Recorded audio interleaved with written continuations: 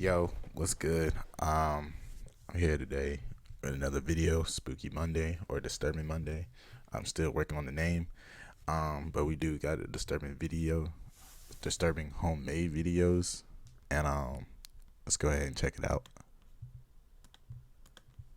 Attention, so much that some websites have been created exclusively to share them. While many are on the lighthearted side, only shocking insofar as how likely they are to make you vomit, some are shocking because they serve as a window into the mind of disturbed individuals and what they're willing to do. Though these often get swept up from the regular venues of video hosting platforms, it doesn't stop them from periodically resurfacing, only to remind those who watch of the dark recesses of the human mind. Shoaib Naz Aslam, or as he eventually came to be known as, Shoaibi, was a Pakistani-American teenager who struggled with mental health issues. Very little is known about Shoaibi's life before 2016, since he had almost no online activity besides his YouTube account under the name of ZL0, which was made in 2011 when he would have been 11 years old. When examined, his channel had nothing particularly strange, as Shoaibi appeared to be a run-of-the-mill, extremely online teenager of the mid-2010s. One of his more noticeable traits was his penchant for anime, given how many channels he was subscribed to whose content revolved entirely around it. In early 2016, he created an account on MyAnimeList, which now sits inactive, recording a total of 301 completely watched anime series. While that may pale in comparison with many people's records, it goes to show how intrinsic anime was to Shoaib. His Reddit account, which was created in the middle of 2015, also reflected that it was his primary pastime, as most of his posts and comments are anime related, with many having Shoaib go back and forth on fan arts of Vocaloid covers. In response to a thread on r/anime that asked users why they watch anime, Shoaib replied, "To survive." In all likelihood, everyone who saw that comment at the time considered it a joke. Little did they know what kind of dire straits he found himself in. Rarely did it manifest publicly, besides the odd I don't know about this one. I never heard about this one before.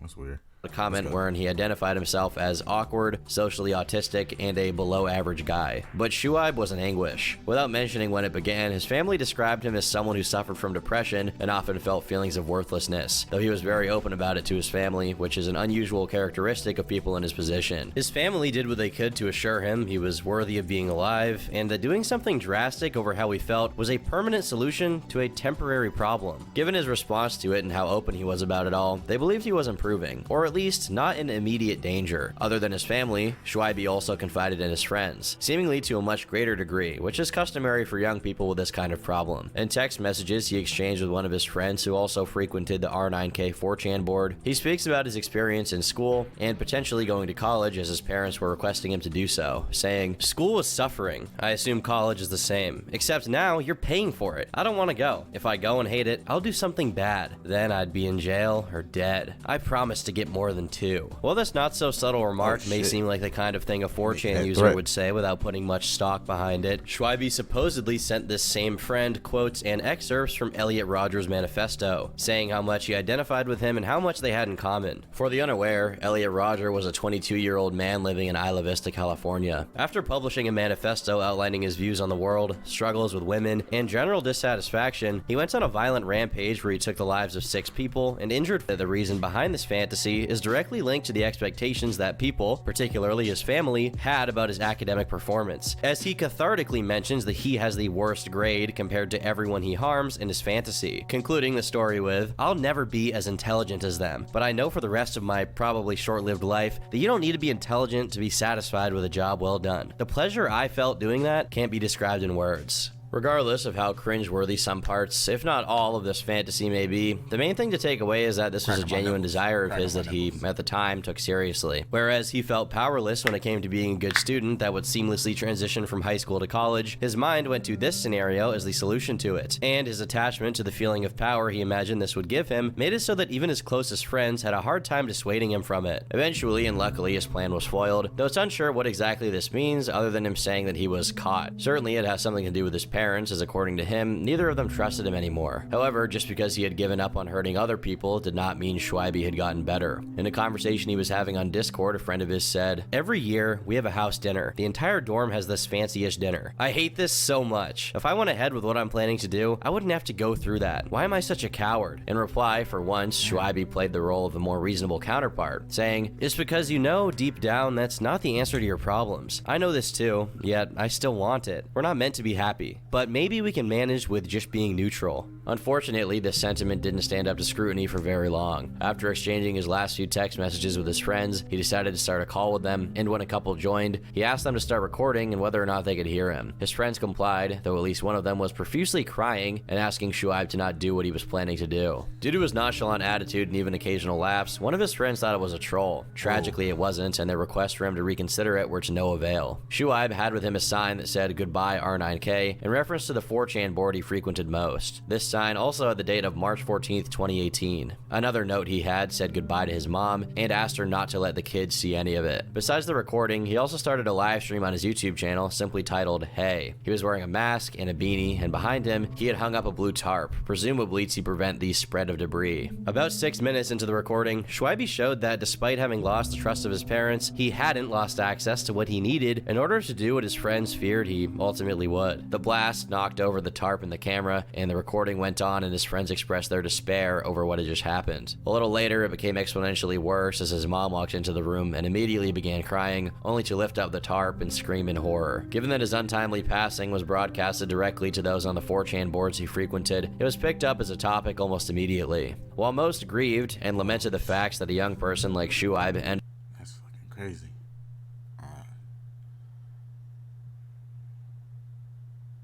Whoa. the way he did, a rumor was quickly spread about him regarding another situation that I already covered on my main channel and interviewed the main quote-unquote organizer of on my second channel. The post in question basically claims that what Shuaib did was in some way related to him being dissatisfied with the results of HRT. People speculated he'd done it due to the pressure of being blackmailed by R9K's femboy cult. Neither of these things are true, nor were many of the other rumors that popped up, such as him having done this because of a breakup, or that R9K had driven him to this in some other way. In reality, he just had poor mental health. All of this was eventually revealed by one of Shuaib's friends, who made a thread on R9K and posted an unforeseen image of him to prove his authenticity. One of the consequences of what had happened was that R9K moderators banned Discord threads. The news of Shuaib's passing was covered in a few other outlets, but to this day, not much is known about what exactly led him to his final decision. A memorial page was put up by his family to mourn him, and to this day, his story stands as a grim reminder of how disaffected even the most seemingly common people can be as a consequence of mental health issues.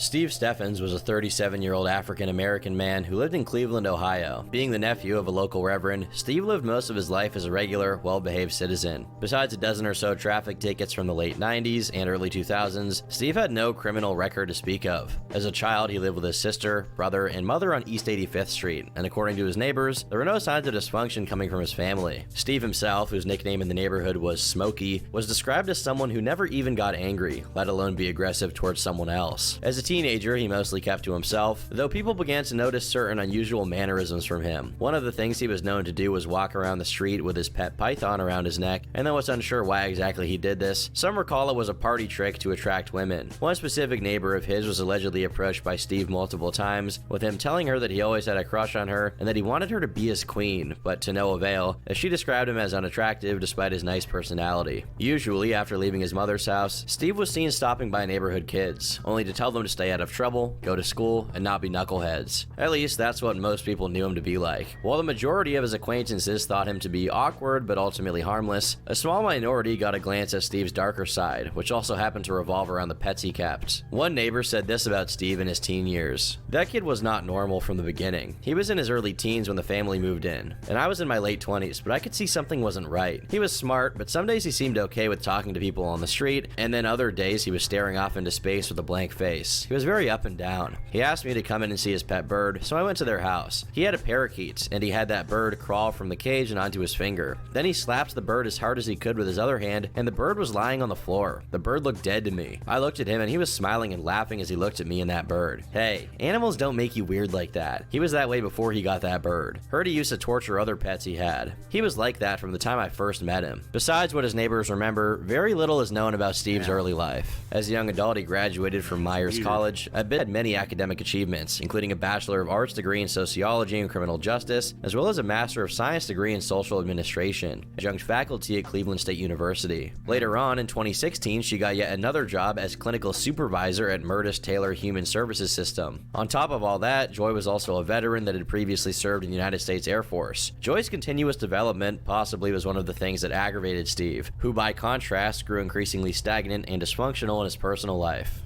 While Joy was seeking growth in her career, unbeknownst to most people, Steve was trying to take a shortcut to financial success via gambling. This meant that most, if not all, of the money he made from Beach Brook, which wasn't that much in the first place and came just a couple thousand shy of 30 grand annually, was being streamlined into paying his gambling debts to the neglect of every other bill he was supposed to pay. As early as 2012, Steve was being sued for unpaid credit card debt, and his wages began being garnished. So he had even less available income to work with. 3 years later, Steve filed for bankruptcy, declaring over $35,000 worth of debt. $21,000 of it came from an unpaid loan he took out to purchase his Dodge Charger, a little over $5 grand were student loans, and the rest was split between credit card debt and payday loans he never paid back. On top of all of that, he only had $350 to his name. Just a few months after he was discharged for bankruptcy, Steve started a YouTube channel called Triple Jointed TV. Many of the videos in it feature him fishing, with some odd uploads wherein he gave bowling tutorials or celebrated the victory of the Cleveland Cavaliers. Whether he made the YouTube channel in the hopes of monetizing it to pay off his debt, or just to have some fun is unknown, but it quickly went inactive. Also in 2016, he created a Twitter account by the handle of StevieSteve45, which eerily foreshadowed the later events in his life. Another year went by and it was clear that the bankruptcy did nothing to curtail his addiction to gambling as he continued to rack up debt. In one of his videos from 2016, Steve mentions being at the casino, meaning he was definitely gambling again. A little later on in the same year, he was evicted from his apartment due to his failure to pay rent, only for the eviction claim to be dropped in favor of further garnishing Steve's debt to the tune of $1,800 to cover what he owed. 5 months later, he got evicted once more from another apartment, though nothing indicates any of these punitive consequences prevented him from continuing to gamble away every single penny he had left. Over the course of their relationship, Steve behaved very well towards Joy and her children, despite the obvious downward spiral he found himself falling into with his addiction to gambling. She remembered him as loving and caring, but beneath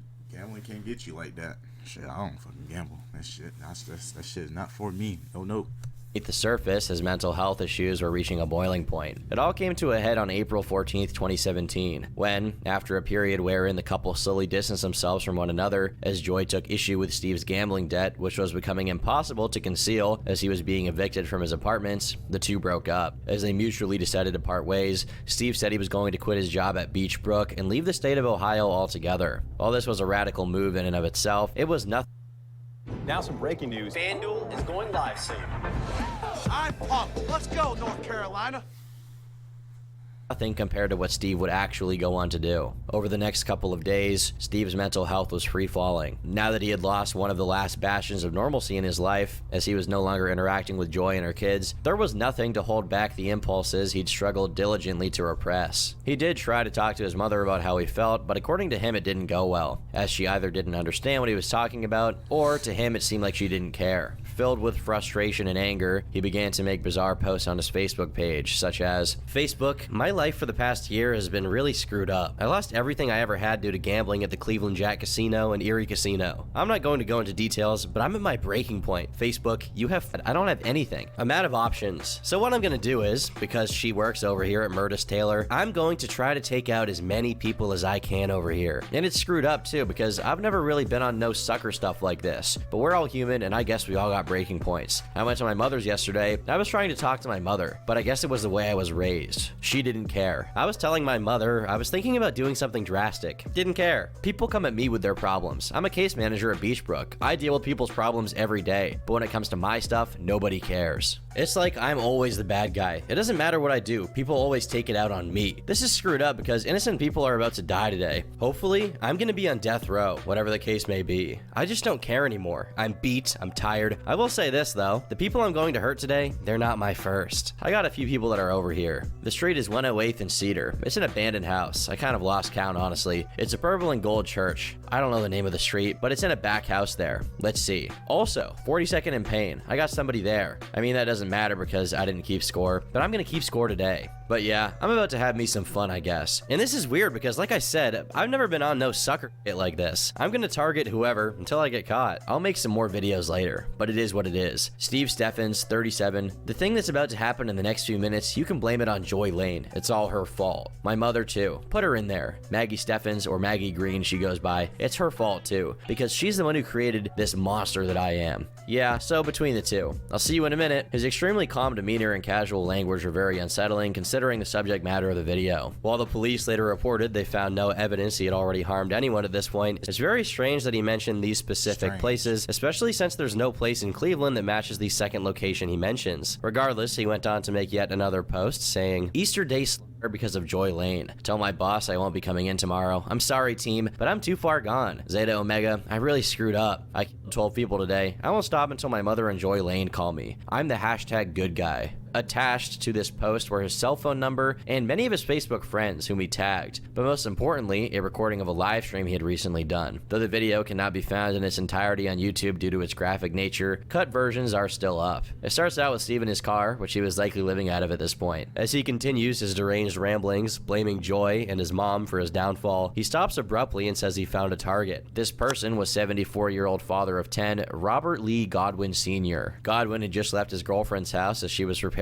their lunch for Easter and decided to take a walk and pick up some cans, which was a hobby of his. He was suddenly accosted by Steve, who asked him to say Joy Lane. Confused, Godwin complied, but said he didn't know anyone by that name. Steve proceeded to say, she's the reason why this is about to happen to you, before taking his life. He continued to live stream nonchalantly, taking phone calls from his friends and viewers of the stream, then proceeding to reiterate his claim of having hurt 13 people, a number which eventually went up to 15, though the only confirmed one, as of today, was Robert Godwin. The live stream recording stayed up for a few hours on Facebook until the site's moderation caught wind of it and took it down. A manhunt instantly began that spanned from Ohio to Pennsylvania. The uproar to catch Steve before he could harm more people was so great that the FBI got involved, putting up a reward of $50,000 for his arrest. The police even managed to get in touch with him via phone call once, but he refused to turn himself in. In the meantime, Joy took to Facebook to update people, saying she was safe and with the police, and asking that her and her children's privacy not be violated.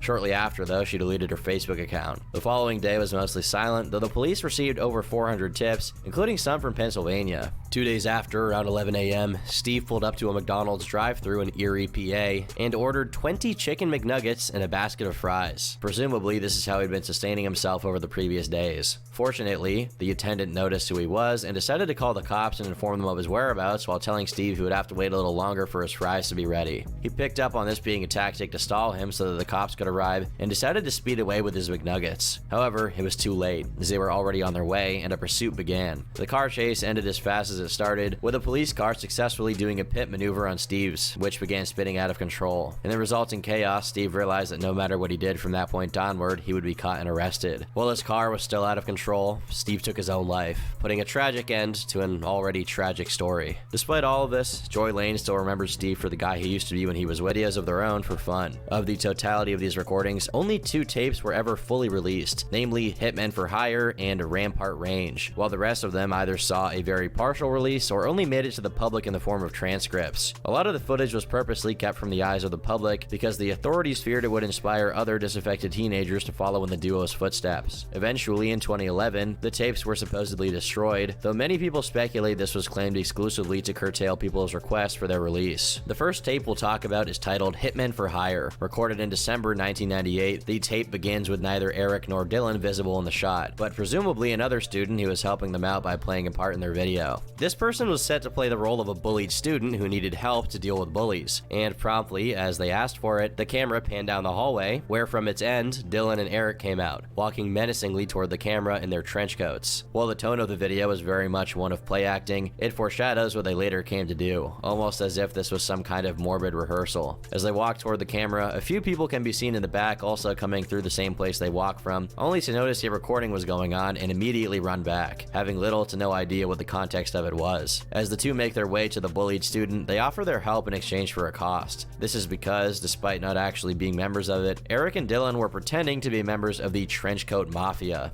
a loosely associated group of Columbine students who banded together over their interest in video games like Doom and being harassed by the more popular students. While it could be said that Eric and Dylan tentatively do fit the bill, at least on the Doom part, they were only friends with some of the members, but were never members themselves, as the yearbook picture, including all of them visibly, did not include either of the perpetrators. The following scene involved Eric and Dylan doing their best to creatively shout threats at the camera, though Dylan messes up and starts laughing midway through. If they weren't, well, who they were, you could easily think this is an attempt at a comedy skit. Right after, a very similar setup to the first scene takes place, this time outside of the school, and culminating in Harris and Klebold taking aim at a supposed bully, immediately succeeded by multiple different shots of them popping fireworks and shooting an airsoft at him. The rest of the footage is mostly uneventful, containing little besides recreations of the same scenes in different settings, always following the pattern of a victim of a bully negotiating a deal for their protection, followed by the bully either being threatened or punished in some fashion. It's pretty grim that they were already comfortable enough with the concept to play around with it in these videos. The other tape that was released is one dubbed Rampart Range, which runs for almost 15 minutes. Unlike Hitmen for Hire, which was recorded in late 1998, this video was filmed much closer to the date of their crime, just over a month prior, on March 6, 1999. In it, we can see Eric and Dylan armed with the same weaponry they'd later go on to use. Though we don't know exactly who was holding the camera during the Hitmen for Hire video, we do know some of the people present, like an employee at Rampart Range, along with a female friend of his. Obviously, the people who participated in the recording of the video had no idea of the duo's ultimate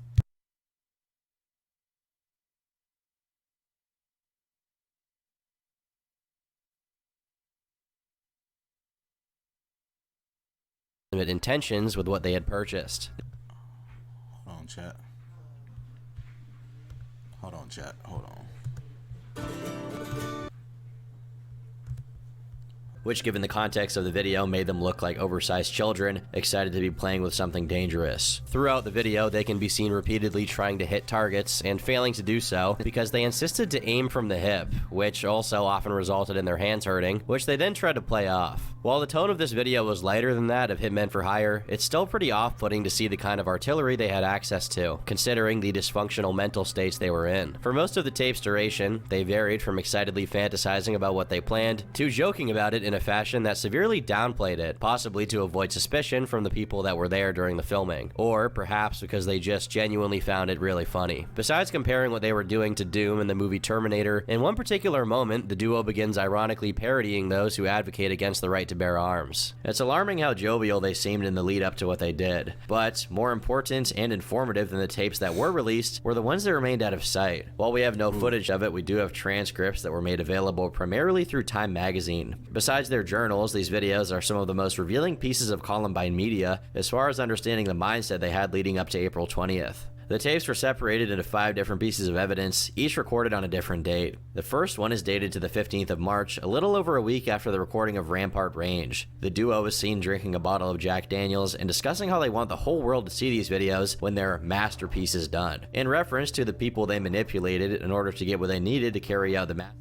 Dylan said, "We used them. They had no clue. Don't blame them. And don't arrest them. Don't arrest any of our friends or family members or our co-workers. Don't arrest anyone because they don't have a clue. If it hadn't been them, it would have been someone else over 21. Eric then tells an anecdote about how his dad almost found out that he had ordered some equipment to prepare for the crime because he had ordered it in his dad's name instead of his own to avoid drawing attention. The motivations behind the attack enter the conversation, and Eric complains about his dad causing his family to move 5 times, which severely damaged his ability to establish himself socially in school. He proceeds to mention people making fun of him, which piqued Dylan's attention, who added how his older brother, who was athletic, mocked him, saying, "You made me what I am, you added to the rage." After essentially blaming everything they wanted to do on other people being mean to them in one way or another, they get to talking about the other close calls they've had with being caught. Dylan mentions a moment in which his parents walked in on him trying on the trench coat, which, unbeknownst to them, concealed a weapon. Eric then recalls how his mom thought that the barrel sticking out of his gym bag was an airsoft, almost gloating about how easy it was to get away with what he was doing, saying, "I could convince them that I'm going to climb Mount Everest, or that I have a twin brother growing out of my back. I can make you believe anything." They go over specific students they intend to target before joking about rooting for the Romans to crucify Jesus to spite the Christians in their high school. A little further in the footage, the camera is covering Eric's gloves, which he took from a doctor's office, so that he could wear them while preparing the more volatile parts of his plan. The rest of the scenes during this part of the tape are just them documenting all of the gear they've accumulated. Eventually, it cuts to Eric's basement bedroom, where he begins to deliver a monologue. Do not think we're trying to copy anyone. We had the idea before the first one ever happened. Our plan is better, not like those guys in Kentucky with camouflage. Those kids were only trying to be accepted by others. We need a kickstart. If we have a religious war, or oil, or anything, we need to get a chain reaction going here. It's gonna be like Doom. Tick, tick, tick, tick. Go ahead and change laws. How do you think we got ours? I hope you get an idea what we're implying here. We need to kickstart the revolution here. Dylan replies saying, "The most casualties in US history. We're hoping. I hope we take 250 of you. It will be the most nerve-wracking 15 minutes of my life. After everything is set and we're waiting to charge through the school, seconds will feel like hours. I can't wait. I'll be shaking like a leaf." Imagining what his parents would say, Dylan sarcastically says, "If only we could have reached them sooner or found this tape," before Eric resumes, "If only we could have searched their room. If only we could have asked the right questions. I'm really sorry about all this. My parents might have made some mistakes that they weren't really aware of." It's when Eric makes a small detour to display a modicum of empathy that Dylan ramps up the discourse. Directors will be fighting over this story. I know we're gonna have followers because we're so godlike. We're not exactly human. We have human bodies, but we've evolved into one step above you. We actually have self-awareness. The tape ends as the two argue over who should direct the movie about what they'll do. The next tape begins 3 days after the first one, and it mostly consists of the two discussing what they idealize to be the aftermath of their actions. However, the footage is punctuated with some interesting moments, such as the two theorizing that when the police manage to find these videos, they will only show certain parts of it in order to control the narrative of the event, which is curious considering this tape's transcript was published against the wishes of the police. Besides this, they also go on rants about how religion is gay and for weak people who can't deal with life, as well as a couple of racist tirades against black people and Hispanics before the footage runs out. The following tape is dubbed Reb's tape. Reb I don't shop, I Depop. Depop makes it so easy to buy.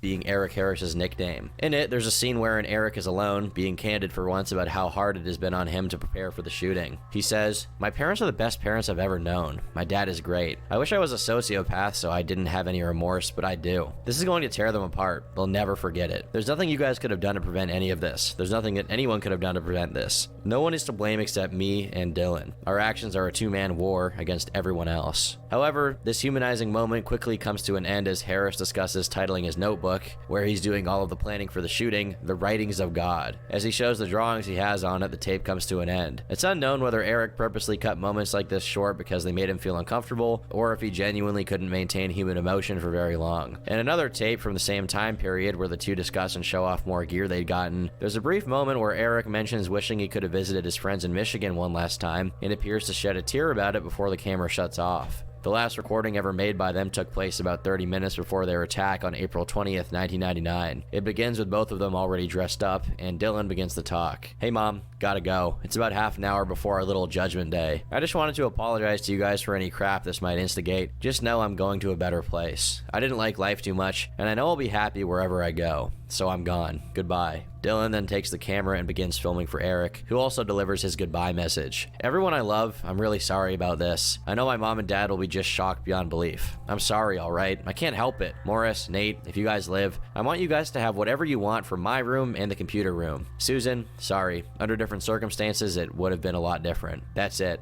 Sorry. Goodbye." Given how genuinely reluctant they seem to be on the eve of acting out their plan, one must wonder how different things could have been if they're concerned for how their loved ones would That's hella crazy right there. Damn, I didn't even know about that. feel, translated into a change in their actions. Unfortunately, this wasn't how things went down, and just half an hour later, one of the most tragic and gruesome events in history began, claiming the lives of 15 people, including that of Eric and Dylan, who, when realizing they were about to be taken down by the cops, decided to join their victims.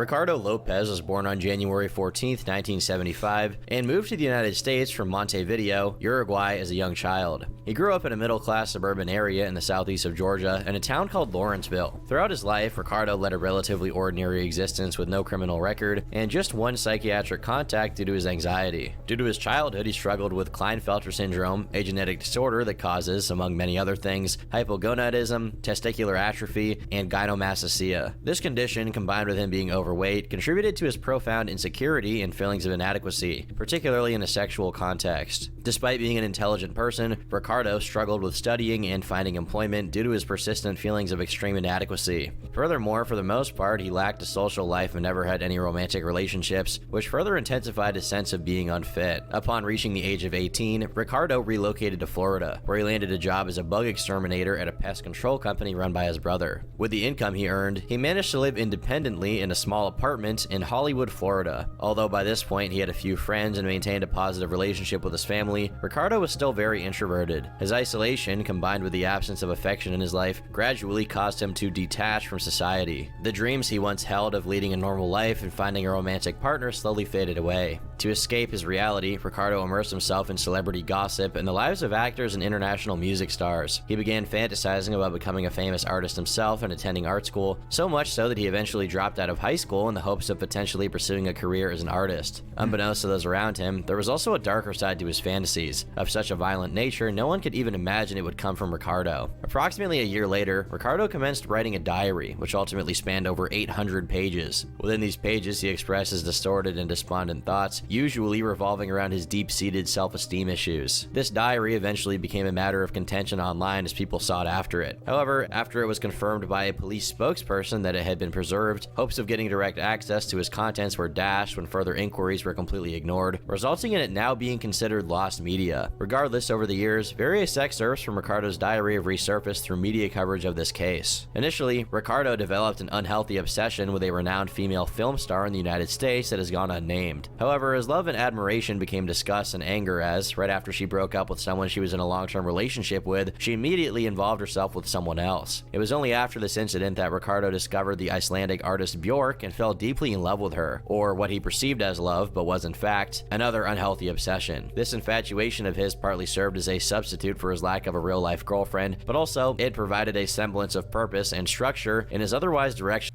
Wow. That's got a lot going. That's a lot going on. Damn.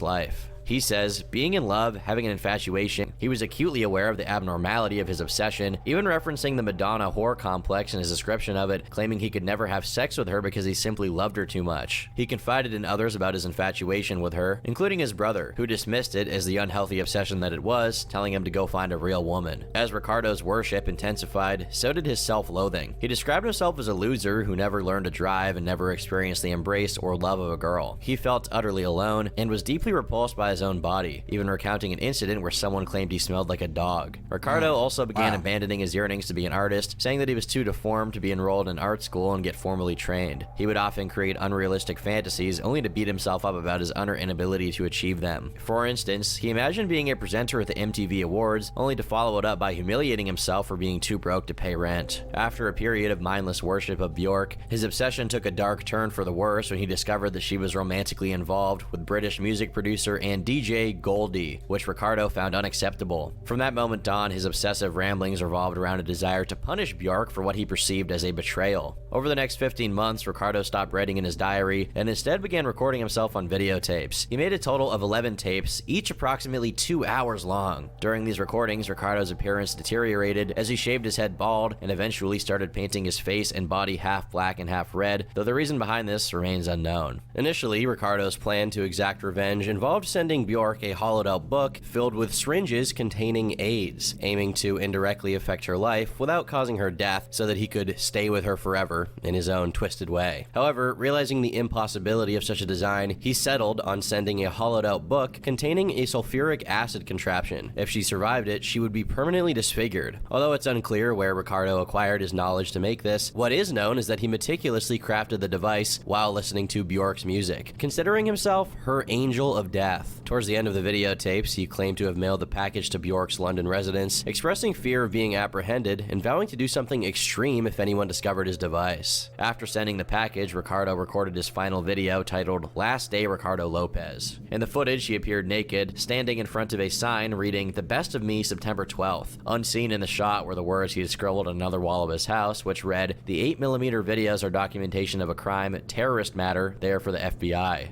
Ricardo then proceeded to shave his head and eyebrows before painting his face in red and green, examining his altered appearance in a mirror, saying, "I'm definitely not drunk. I am not depressed. I know exactly what I'm doing. It's cocked back. It's ready to roll." In this segment of the video, the song "I Remember You" by Bjork plays, and as it concludes, Lopez loudly declares, "This is for you." As soon as he fires, he immediately disappears from view, and the camera ceases recording. 4 days later, an odor emanated from his apartment, leading the police to discover his body and the tapes. After confirming the absence of traps in his residence, the police swiftly took action to intercept the package Ricardo had sent to Bjork, successfully averting any harm. Although the likelihood of Bjork being harmed by the package was already negligible since she did not open her own mail, it remains fortunate that it did not detonate, potentially endangering an unrelated innocent individual. Upon learning of Ricardo's intentions, Bjork, concerned for her own safety as well as that of her son, hired security as a precaution. To this day, these tapes serve as a stark reminder of how mental illness can lead someone to become completely mired in their insane delusions. It's unfortunate Ricardo didn't get help earlier on, as if he had experienced some sense of belonging or community, it's possible that he could have never taken his own life to begin with, and actually become a